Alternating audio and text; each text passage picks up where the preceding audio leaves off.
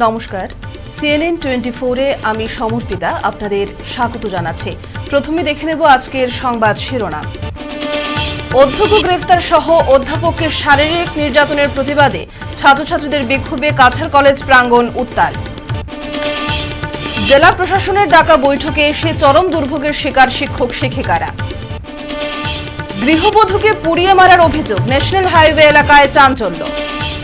এবারে বিস্তারিত সংবাদ।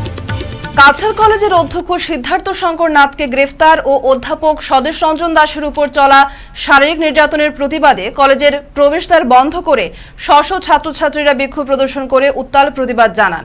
জিন্দাবাদ জিন্দাবাদ জিন্দাবাদ কাছাড় কলেজ জিন্দাবাদ জিন্দাবাদ জিন্দাবাদ खून छूटेगा भारत मां के नारों से चप्पा चप्पा खून छूटेगा भारत मां के नारों से। জেলা প্রশাসনকে কাছাড় কলেজে এসে প্রকাশ্যে ক্ষমা চাইতে হবে বলে ছাত্রছাত্রীরা দাবি জানান। উল্লেখ্য, চতুর্থ বর্গের পরীক্ষার দিন শিলচর কাছাড় কলেজের অধ্যক্ষ সিদ্ধার্থ শঙ্কর নাথকে পরীক্ষার অভিযোগে কাছাড় পুলিশ গ্রেফতার করেছিল। জেলা উপায়ুক্ত রোহন কুমার ঝাড় এফআইআর এর ভিত্তিতে গ্রেফতার করা হয়েছিল অধ্যক্ষ নাথকে। ইতিমধ্যে অধ্যক্ষ সিদ্ধার্থ শঙ্কর নাথকে শর্ত সাপেক্ষে পুলিশ মুক্তি দিয়েছে, যদিও কাছাড় কলেজের ছাত্রছাত্রীরা এই ঘটনা নিয়ে ক্ষোভ ব্যক্ত করে। বিনা কারণে অধ্যক্ষকে গ্রেফতার করার সঙ্গে কলেজের ফিলোসফি বিভাগের এইচওডি সদস্য স্বদেশ রঞ্জন দাসের উপর শারীরিক নির্যাতনের অভিযোগ উত্থাপিত করে কলেজের ছাত্রছাত্রীরা। देखिए, हमारे जो फिलोसफी डिपार्टमेंट के हेड सर है डॉक्टर सुदेश रंजन दास सर ने कहा कि मेरे से गलती हुआ है। मैं क्वेश्चन पेपर लेने में कुछ 10-15 मिनट उनको लेट पहुंचाया गया है, तो लेट पहुंचने की कुछ दूसरे कारण भी हो सकते हैं, उनका गाड़ी ख़राब हो सकता है, कुछ भी उन्होंने बोला था। मानते हैं, उन्होंने माना भी है कि मेरे से लेट हुआ है, लेकिन उनके साथ एक ऐसा बर्ताव हुआ है। उनको ऐसे किसी ने बोला है कि तेरा बाप का नाम मिटा दूंगा, और उनको गाड़ी से घसीट के निकाला गया है, उनको कान पकड़ के उठक बैठक करवाया गया है। क्या शिक्षक के प्रति यह बर्ताव सही है? बाद में आपको मैं बोलता हूँ कि क्वेश्चन पेपर लाने में लेट हुआ मानते हैं, लेकिन एग्ज़ाम के समय पे स्टार्ट हुआ है, एग्ज़ाम समय पे ख़त्म भी हुआ है। इसके बाद एक जो डीसी है एक्स नरसोनन सर ने पर्सनली थैंक्स भी बोला है कि आपके कॉलेज में बहुत अच्छे से एग्ज़ाम को ख़त्म करवाया गया, जो स्टार्ट भी हुआ था बहुत सक्सेसफुली ये एग्ज़ाम हुआ है। लेकिन एक स्कूल में ये सुनने को आया है कि वहाँ 25 मिनट लेट हुआ है, उसका जवाबदेही कौन करेगा? और जो बाकी 5,000 से ज़्यादा स्टूडेंट है एग्ज़ाम नहीं दे पाए, उनका जवाबदेही कौन करेगा? हम मानते हैं कि हमारा सर से लेट हुआ है, क्वेश्चन पेपर लाने में लेट किए उन्होंने, लेकिन एग्ज़ाम में तो लेट से स्टार्ट नहीं हुआ ना। क्या शिक्षक के प्रति यह बर्ताव सही है? उन्होंने खुद भी बोला है कि हाँ, मैंने मारा नहीं, लेकिन गाली गलौज किया है, उनको घसीट के निकाला गया है। और ये भी बात सुनने में आया कि तेरा बाप का नाम मिटा दूंगा। ये किस तरह का बिहेव है? हम चाहते हैं जिसने भी ये शब्द कहा है हमारे सर के साथ, जो भी ऐसे अन्याय हुआ है, उसके प्रति वो आके उनको माफ़ी मांगे लिखित रूप से, या फिर आके ऐसे बोले। জেলা প্রশাসনের ডাকা বৈঠকে এসে চরম দুর্ভোগের শিকার হলেন মাধ্যমিক ও উচ্চ মাধ্যমিকের শিক্ষক শিক্ষিকারা।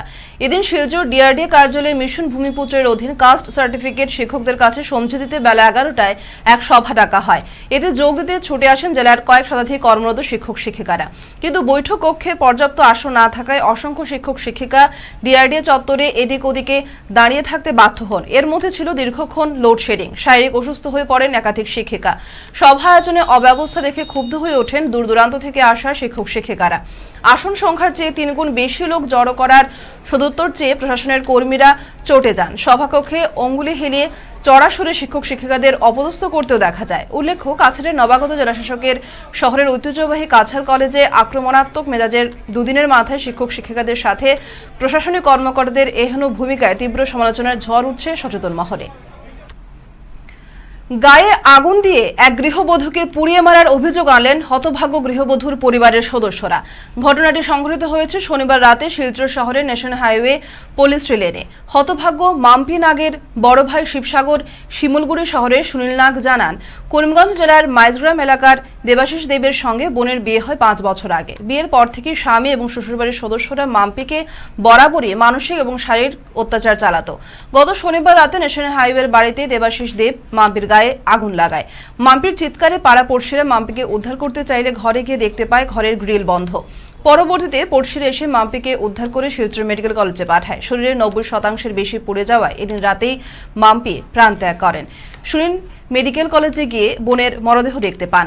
গোটা ঘটনা বর্ণনা করে রবিবার রাঙ্গিরখালী থানায় একটি মামলা দায়ের করেন। তিনি দোষীর গ্রেফতারের দাবি করে উপযুক্ত বিচার চেয়েছেন।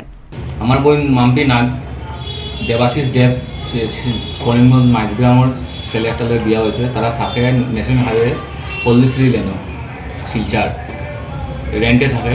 আর আমার বোনদের হে আজকে 5 বছর হয়েছে তারা বিয়া হয়েছে। হে খুবই অত্যাচার করে, মানসিক অত্যাচার করে। তারপরে আমার বইনক বহুত আমরাও কইছে, আমরাও তারপরে এটা বুঝাবুঝি করছি, তাহলে তোমরা কিতার লেগে মার্কেট করো। তারপরে শুনলাম যে তারা ঘর থেকে তারা খুব প্রেশার দেয় কিছু, তো এরকম কথা তাই খুলিয়া কয় না যে আমরাও কষ্ট পাই মন বলিয়া। এই আজকে শনিবারে, গত শনিবারে আপনার ডেটটা কত আসলে ওইটা তাইরে তার মানে ক্যাশন দিয়ে হ্যাঁ ঘরের ভিতরে গ্রিল লক করিয়া চালাইছে। পাড়া প্রতিবেশী আমি গিয়া খবর দিলাম যে ও হ্যাঁ মারছে। আমরা বাসাতেও চেষ্টা করতাম যে গ্রিল লক আমরা ইয়েতাম তারা ডাকছি, তারপরে হ্যাঁ লক খুলিয়া দেয় আর কি। লক খুলে দেওয়ার পরে আমরা গিয়া তারারে আনিয়া তারারে গিয়া আর কি ইয়াত গেছি এসএমসি এসে গিয়া অ্যাডমিট করাইছি। আর তারপরে আমরা খবর পেয়ে যাই, আমি এসএমসি যাই দেখি তাই 90% পুরা জ্বলে গেছে। আর কি এখন এটা তদন্ত লইতে লাগবো, আমরা উচিত বিচার চাই আর তার শাস্তি চাই। এটা তার পরিবারের মানুষ বহুত জড়িত আছে, এটা আমরা বুঝতে পারি। আর মানে এটা আমরা করবো যা হওয়ার আছে তদন্ত সব আমরাও সব লইয়ার আমরা দিমু সপ্তাহ যত কিছু করতে লাগে সব আমরা করবো। আপনার ওটা হয়ে দেন। আমি যেটা বুঝলাম এটা পরিকল্পিত তাদের করা হয়েছে, মার্ডার করা হয়েছে। আর আমি সামনের মানুষ থেকে অল্প বুঝতে পারছি যেটা সত্যি পরিকল্পিতই হয়। আর জানি সে এখন কত সহায় করে, আর সহায় আমি সবার কাছ থেকে চাই। আর জিনিসটা তার মানে জিয়ে নয়, এটা উচিত তদন্ত হইতে লাগবো। আর ওই ছেলেটার শাস্তি পাইতেই লাগবো। আজকে আমার বোনের লোক হয়েছে, কালকে এই যে অন্য ছেলে একটা বদমাস ছেলে একটা অন্য কেউ কাছে এটা চান্স টানে লইতে পারে না। যদি হোক যেরকম রকম তারপর ছেলে থাকে তারাও যে শিক্ষা একটা হয়। আর এত শাস্তি পাইতেই লাগবো, তার মধ্যে শাস্তি উচিত শাস্তি দিতেই লাগবে। সরকারি স্কুলে মাধ্যমিক অবধি বিজ্ঞান ও গণিত এই দুটি বিষয়কে ইংরেজিতে পড়ানোর সুপারিশ করেছেন সরকার, জানিয়ে বিতর্ক চলছে। এ নিয়ে এবার প্রতিক্রিয়া ব্যক্ত করলেন বরাক ডেমোক্রেটিক ফ্রন্টের মুখ্য আহ্বায়ক প্রদীপ দত্ত রায়। এক বার্তায় প্রদীপ দত্ত রায় বলেন যে দেখা যাচ্ছে যে এই প্রস্তাবের মূল বিরোধিতায় নেমেছে আশু। তিনি বলেন তার মনে হয় না ছাত্র সমাজ ও রাজ্যের জনগণ এই ইস্যুতে আশুকে সমর্থন করছেন। তিনি বলেন, আমি নিশ্চিত যে আশুর নেতা সহ যেসব বুদ্ধিজীবীরা এই ব্যাপারে বিরোধিতা করছেন তাদের সবার সন্তান সন্ততিকে ইংরেজি মাধ্যম বেসরকারি স্কুলে পাঠিয়েছেন বা পাঠাচ্ছেন। তাহলে শুধু সরকারি স্কুলের ছাত্ররা এই সুযোগ থেকে বঞ্চিত হবেন কেন? উগ্র অসমিয়ার জাতীয়তাবাদের আবেগকে কাজে লাগিয়ে আশু একটা ব্যবসায়িক প্রতিষ্ঠানে পরিণত হয়েছে।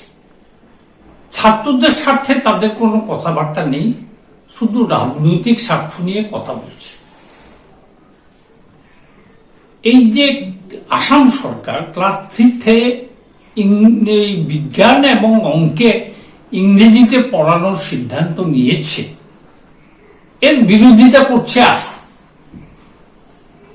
অথচ সারা আসামের মানুষ এবং বরাক উপত্যকার মানুষ সহ সবাই এটাকে সমর্থন করছে। তার কারণ হচ্ছে ক্লাস 3 থেকে যদি বিজ্ঞান এবং অঙ্কটা ইংরেজিতে না পড়ে, তাহলে ছেলেমেয়েরা যখন ভবিষ্যতে ইঞ্জিনিয়ারিং মেডিকেলে পড়তে যাবে তখন তাদের অসুবিধা হবে। সেই জন্য এটা ইংরেজি পড়া উচিত। এই জিনিসটা আশু বুঝতে পারছে। ফিরছে একটি বিরতির পর, সঙ্গে থাকুন।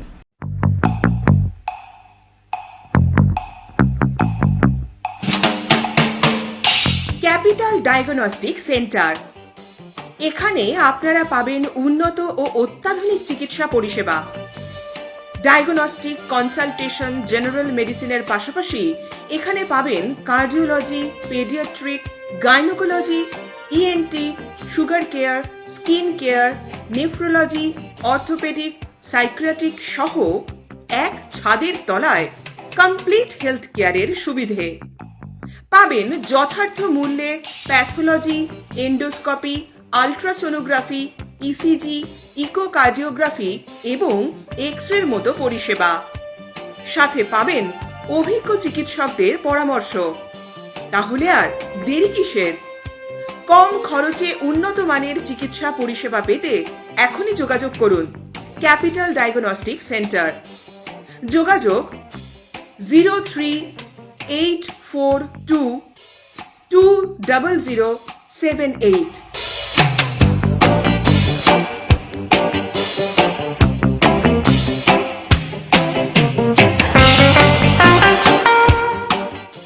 মোবাইল নাম্বার 7002995161 এবং 7002995181।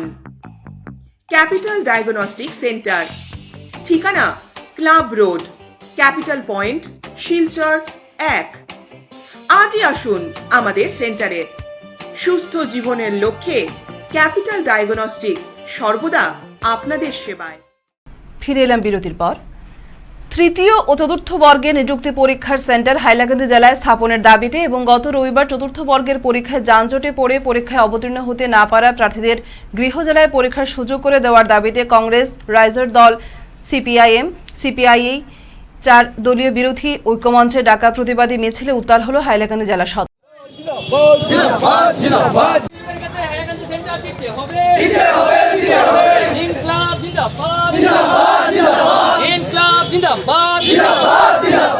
মঙ্গলবার জেলা কংগ্রেসের সভাপতি শামস উদ্দিন বড়লস্কর, রাইজার দলের জেলা সভাপতি জহিরুদ্দিন লস্কর, সিপিএম এর যুগ্ম সম্পাদক চিন্তামণি চিন্তাহরণ সূত্রধর ও সিপিআই এর জেলা সভাপতি আব্দুল কালাম চৌধুরীর নেতৃত্বে শতাধিক প্রতিবাদকারী হাইলাকান্দি কংগ্রেস ভবন থেকে মিছিল করে জেলা শাসকের কার্যালয়ে পৌঁছেন। তারা হাইলাকান্দি জেলার প্রতি সরকারের বৈষম্যমূলক আচরণের তীব্র প্রতিবাদ জানিয়ে পরিবেশ উত্তাল করে তোলেন।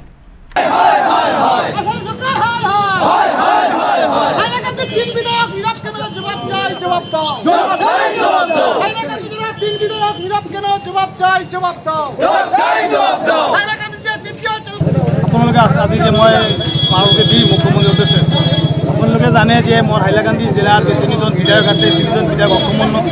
এই বিধায়ক 3জনে কি কাৰণে যে বিধায়ক হয়েছে এই কাৰণেও মই প্ৰশ্ন উত্থাপন আহিছে। এই যদি মানুহৰ কাৰণে যদি কোনো কিবা যদি ষ্টেণ্ড ল'ব নোৱাৰে তাহলে তো তেনেহ'লে এই বিধায়ক পদ এৰি দিব। সেকেন্ড কথা হ'ল যে এই যে সরকার আসাম সরকার এইটো টোটেলি এটা বাঙালি বিরোধী সরকার আমি ভাবো। আর বরাক উপত্যকার 3টা সমষ্টি আছে, 3খন জিলা আছে। 3খন জিলার ভিতৰত প্রায় 1 লক্ষর অধিক মানুষ আমার ইয়াত বেকার যুবক যুবতী আছে। এই জন্য এটা সেন্টার করেছে শিলচর। এই কারণে আজি যে হয়রানির শিকার হয়েছে মোর যুবক যুবতী আর পরীক্ষার্থী, যে কারণে জামৰ কাৰণে আটকি গৈছে আমার 4000 ওপৰত মোৰ হাইলাকান্দিৰ পৰীক্ষাৰ্থী দিব পৰা নাই। এই কারণে একটা সারাপর মই দিছোঁ। মই জানো যে এই সরকার এইটোর বিরুদ্ধে কোনো ব্যবস্থা নল'ব। যে কারণে পাবলিক ইন্টারেস্ট মানে জনস্বার্থে মোর এই 4 দলীয় জোট এটা হাইকোর্টত রিট পিটিশন কৰিম যে ভবিষ্যতে কোনো যদি পরীক্ষা হয় তেনেহ'লে হাইলাকান্দি সেন্টার দিব লাগে। কর্পোরেশনের সীমানা নির্ধারণ নিয়ে তীব্র প্রতিক্রিয়া ব্যক্ত করলেন বরখলার প্রাক্তন বিধায়ক কিশোরনাথ। বিশেষ করে দুধপাতের এলাকায় 5টি ওয়ার্ড অন্তর্ভুক্ত না করে শুধুমাত্র একটি ওয়ার্ড অন্তর্ভুক্ত করায় তার পেছনে কি রহস্য, এ নিয়ে প্রশ্ন তুলেছেন প্রাক্তন বিধায়ক। তার বক্তব্য, ব্যক্তিগতভাবে তিনি নিজে বৃহত্তর দুধপাতের এলাকার 5টি ওয়ার্ড কর্পোরেশনের অন্তর্ভুক্ত করার জন্য জোর সওয়াল করেছিলেন, কিন্তু কি রহস্যে কেন দুধপাতিলকে কর্পোরেশনের আওতা থেকে বঞ্চিত করা হলো, এ নিয়ে প্রশ্ন তুলেছেন। বরখলা বিধানসভা চক্রকে উন্নয়নের দিশা দেখাতে কর্পোরেশনের আওতায় আনা একান্ত জরুরি। 5টি ওয়ার্ড অন্তর্ভুক্ত না করে যদি একটি ওয়ার্ড অন্তর্ভুক্ত করতে হয় তবে এই অন্তর্ভুক্তের কোনো দরকার নেই। ব্রিজটা হয়ে গেছে, এখন শিলচর মিউনিসিপ্যালিটিটা কর্পোরেশনে চেঞ্জ হচ্ছে, পরিবর্তন হচ্ছে। বৃহত্তর যখন কর্পোরেশন হবে, এই কর্পোরেশনের মধ্যে বরখলা থেকে মানে 5টা ওয়ার্ড ঢোকার কথা ছিল। সেটা নিয়ে পরিকল্পনা হয়েছে, সেটা নিয়ে ড্রয়িং ম্যাপ বানানো হয়েছে।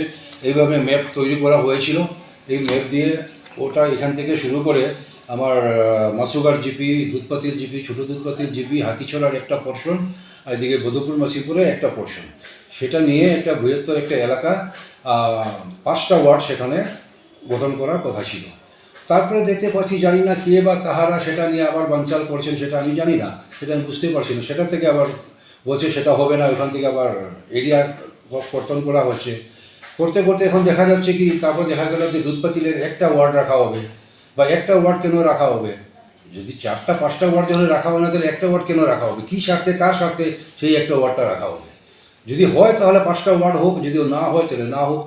কিন্তু আমি যেটা বলেছিলাম যে উন্নয়নের কথা, যদি এলাকাবাসী উন্নয়ন চান তা আমি জনগণকে বলবো ওনারাও বেরিয়ে আসুন, ওনারাও একটা কথা বলুন, ওনারা একটা আওয়াজ ওঠান কি শিলচর টাউনকে গ্রেটার শিলচর, যেটা আমি বলেছিলাম নিউ শিলচর টাউন, সেটা এক্সপ্যান্ড হতে যাচ্ছে আমাদের বরখলার দিকে। আর এই কর্পোরেশনে যদি আমরা এখন ঢুকি তাহলে আমাদের এলাকাটা ডেভেলপ হবে। আর এইবার যদি আমরা ঢুকতে না পারি তাহলে আবার আমরা 40 থেকে 50 বছর আবার পিছনে চলে যাব, সেই গ্রাম হয়ে থেকে যাবে। আমি যেটা বলেছিলাম নিউ শিলচর টাউন, সেটার থেকে কিন্তু বিরত থেকে যাবে। তাই আমি সেটা বলছি যে বর্তমানে যে বিধায়ক, উনি তো আগে 10 বছর বিধায়ক ছিলেন। আগে 10 বছর বিধায়ক থাকাকালীন কেন এইগুলো কাজ হয়নি, কেন ডেভেলপ হয়নি? ওইগুলা কাজ করে এলাকার স্বার্থে এলাকাকে কীভাবে ডেভেলপ করা যায়, এলাকাকে কীভাবে কর্পোরেশনে আনা যায়, এলাকার জনগণকে কীভাবে উন্নত করা যায়, সেটা নিয়ে চিন্তা করে কাজ করলে ভালো হবে বলে আমি মনে করি। গার্লস হাই স্কুলকে অন্য স্কুলের সাথে একত্রীকরণ না করার জন্য গার্লস স্কুলের ছাত্রছাত্রী অভিভাবকরা মহকুমা শাসকের কাছে স্মারকলিপি প্রদান করেন। কাছাড় জেলার লক্ষ্মীপুর সমষ্টির আর্ল হায়ার সেকেন্ডারি স্কুলের সঙ্গে গার্লস হাই স্কুলকে অ্যামালগেশন করা হয়েছে। এই নিয়ে প্রতিবাদ সাব্যস্ত করে গার্লস স্কুলের ছাত্রছাত্রীরা সহ অভিভাবকরা মঙ্গলবার এক প্রতিবাদী মিছিল বের করে লক্ষ্মীপুর মহকুমা কার্যালয়ে উপস্থিত হয়ে মহকুমা শাসকের অনুপস্থিতিতে মোদী সরকারের বেটি বাঁচাও বেটি পড়াও এর স্বার্থে একটি স্মারকলিপি প্রদান করে স্কুলটি অ্যামালগেশন না করার আবেদন জানায় প্রতিবাদকারীরা। শুধু গার্লস স্কুলে দ্রৌপদী মুর্মুতে আমরা কেন হতে পারি? আমরা তো পড়াশোনা করে আমরা তো অনেক বড় বড় চাকরিও পেতে পারি। আমাদের তো মানে আপনাদের কথা হলো স্কুলটা যথাস্থানে থাকতেই হবে। আমরা বিদ্যালয় একত্রীকরণ মানব না।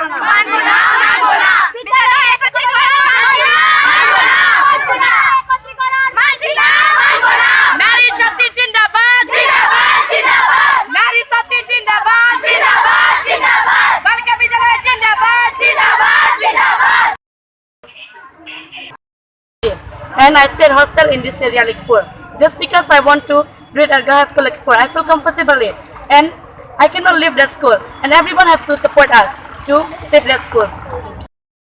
একত্রীকরণ নিয়ে আমাদের কোনো মানে সরকারের যে সেই একত্রীকরণের যে পদ্ধতি, সেটাকে আমি সমর্থন জানিয়ে বলছি। যেহেতু এই লক্ষ্মীপুর মহকুমায় একটাই বালিকা বিদ্যালয়, বা আমাদের প্রধানমন্ত্রী নরেন্দ্র মোদীজি কথায় বলেছেন যে বেটি বাঁচাও বেটি পড়াও, সেই মন্ত্র নিয়ে আজকে একটাই যে এখন বালিকা বিদ্যালয় এই লক্ষ্মীপুর অঞ্চলে আছে। আমি আশা করি যে আমি সরকারের কাছে আবেদন করি যে এই বালিকা বিদ্যালয়টা, তার একটা ঐতিহ্য আছে, 52 বছর হয়ে গেছে, সেই ঐতিহ্যকে বজায় রেখে অন্তত এই মহকুমার মধ্যে একটা বালিকা বিদ্যালয়কে বাঁচিয়ে রাখার জন্য আমি সরকারের কাছে আবেদন করি যে বালিকা বিদ্যালয়টা যেন অন্য স্কুলের সাথে একত্রীকরণ না করা হয়। সেই দাবি নিয়েই আজকে অভিভাবক এবং আমরা ছাত্রছাত্রীরা মহকুমাধিপতির কাছে আমাদের মেমোরেন্ডাম আমরা দিয়েছি।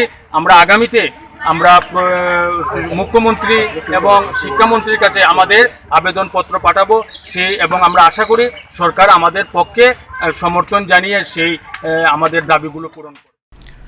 ফের বার্মেদ সুপারি বোঝাই আরও 2টি লরি আটক করতে সক্ষম হয়েছেন দিগরখাল এমভিএ চেকপোস্টের কর্তারা সোমবার। এদিন সকাল আনুমানিক 6টায় MZ01T5157 নম্বরের চালানবিহীন অবৈধ বার্মেদ সুপারি বোঝাই লরিটি আটক করেন চেকপোস্ট কর্তারা। সঙ্গে আটক করেন লরির চালক আব্দুল রকিব, বয়স 28 বছর, এবং সহকারী চালক লাভলিন লুঙ্গা, বয়স 22। একইভাবে এদিন গভীর রাতে তল্লাশি অভিযান চালিয়ে AS11DC1722 নম্বরের চালানবিহীন অবৈধ বার্মেদ সুপারি ভর্তি আরও একটি লরি আটক করেন চেকপোস্টের কর্মকর্তা। তবে লরিটির চালক ও সহকারী চালক রাতের অন্ধকারে গা ঢাকা দিতে সক্ষম হয়েছে বলে জানিয়েছেন চেকপোস্টের জনৈক কর্মকর্তা। কাটিগড়া থেকে হিলাল চৌধুরীর প্রতিবেদন। বরাক উপত্যকার হাইলাকান্দির প্রত্যন্ত এলাকা থেকে এসে আজ শর্মিষ্ঠা দেব টলিউডের খ্যাতনামা নির্দেশক। তার ছবি কাদম্বরী আজও ইতিমধ্যে 2টি আন্তর্জাতিক পুরস্কার পেয়েছে এবং ফ্রান্স ইন্টারন্যাশনাল ফিল্মের সেরা ছবির তালিকায় স্থান পেয়েছে। এত কিছুর পর ছবিটি এবার মুক্তি পেতে চলেছে আসাম, ত্রিপুরা এবং পশ্চিমবঙ্গে। আগামী 23 সেপ্টেম্বর 50টি সিনেমা হলে মুক্তি পাচ্ছে কাদম্বরী আজও। মঙ্গলবার শিলচরে এক সাংবাদিক সম্মেলন আয়োজন করে ছবির বিষয়ে বিস্তারিত তথ্য তুলে ধরেন শর্মিষ্ঠা। তার পাশে ছিলেন ছবির প্রযোজক হীরক পাল। তারা জানান, বহু বাধা অতিক্রম করে এবার মুক্তির অপেক্ষায় কাদম্বরী আজও। কিংবদন্তি শিল্পী সাবিত্রী চট্টোপাধ্যায় সহ সিনেমায় অভিনয় করেছেন অঙ্কিতা চক্রবর্তী, অমিতাভ ভট্টাচার্য, বিশ্বজিৎ চক্রবর্তী, ইন্দ্রজিৎ মজুমদার, রুমকি চ্যাটার্জি সহ অন্যান্যরা। আজকে আমরা আমাদের ছবি কাদম্বরী আজর রিলিজ ডেট ঘোষণা করছি। সেটা আমরা 23rd of September Assam, West Bengal and ত্রিপুরাতে আমরা রিলিজ করছি ছবিটা। এবং এখন পর্যন্ত আমাদের যে ইন্টারন্যাশনাল ফিল্ম ফেস্টিভ্যালে ছবিটি অংশগ্রহণ করেছে প্রত্যেকটাতেই উইনার ডিক্লেয়ার হয়েছে এবং আরও বেশ কয়েকটি ইন্টারন্যাশনাল ফিল্ম ফেস্টিভ্যালে অফিসিয়াল এক্সপেকটেশন পেয়েছে, মানে অফিসিয়ালি সিলেকশন পেয়েছে ছবিটা। তো আমি আশা রাখছি যে এই ছবিটি সবার খুব ভালো লাগবে। সেটা আর্ট এবং কমার্শিয়াল অ্যাপ্রোচ করা হয়েছে ছবিটার মধ্যে। কাদম্বরী আজও আমরা দেখতে পাচ্ছি সেখানে ঠাকুরবাড়ির কাদম্বরীর কিছুটা ছায়া নিয়ে ছবিটা বানানো হয়েছে এবং গান সেটার মধ্যে অ্যাক্টর এবং অ্যাক্ট্রেসেস যারা রয়েছেন সাবিত্রী চট্টোপাধ্যায়, অঙ্কিতা চক্রবর্তী, অমিতাভ ভট্টাচার্য, ইন্দ্রজিৎ মজুমদার, বিশ্বজিৎ চক্রবর্তী, রুমকি চট্টোপাধ্যায় ছাড়াও শিলচরের মানসী নন্দী কাজ করেছে, রাজদীপ সরকার, অর্কপ্রভা ভট্টাচার্য এরা কাজ করেছে ছবিতে। আশা করি সবার খুব ভালো লাগবে এবং আমি শিলচরের এবং আসামের সবাইকে বিশেষ করে রিকোয়েস্ট করছি, কারণ আমি শিলচরের মেয়ে এবং হাইলাকান্দির মেয়ে, শিলচরের বধূ এবং টোটালি বরাকবেলি সবাই মিলে আমাকে সাপোর্ট করুন, আমাদেরকে সাপোর্ট করুন যাতে আমরা আরও ছবি বরাকবেলি থেকে আরও ছবি বানাতে পারি। এবং শিলচর গোল্ডেও সেই ছবিটি রিলিজ করছে আগামী 23rd of September। সবাই আসুন, ছবিটি দেখুন, আমাদের সাপোর্ট করুন। এবারে খেলার খবর। শিলচর ডিএসির আয়োজিত অনূর্ধ্ব 16 যুবসংঘ কাপ আন্তঃ স্কুল লিগ কাম লকআউট ফুটবলে মঙ্গলবার বিশাল জয় পেল রেসিডেন্সিয়াল বয়েজ স্কুল দল। তারা হারিয়েছে সাই বিকাশ স্কুলকে 13-0 গোলে। এই হারের ফলে সাই বিকাশ দল 3 দলীয় বি গ্রুপ লিগ থেকে বিদায় নিল। জয়ের মুখ দেখেনি। দিনের অপর ম্যাচটি হয়নি। মাঠে আসেনি Murshidul Alam Chowdhury senior secondary school দল। ফলে ওয়াক ওভার থেকে পুরো পয়েন্ট পেল পালংঘাটের CCJCHS। বিশ্ব ব্যাডমিন্টনের প্রথম রাউন্ডে ছিটকে গেলেন ভারতের সাই প্রণীত। তবে লক্ষ্য সেন এখনও ছন্দে রয়েছেন। প্রথম রাউন্ডের খেলায় তিনি হারান ডেনমার্কের হান্স ক্রিস্টিয়ান শলবাককে 21-12, 21-11 পয়েন্টে। অন্যদিকে প্রণীত হেরে যান চাইনিজ তাইপির চৌতিয়ান চেনের কাছে 15-21, 21-15, 15-21 পয়েন্টে। আজ সংবাদ এ পর্যন্তই। নমস্কার।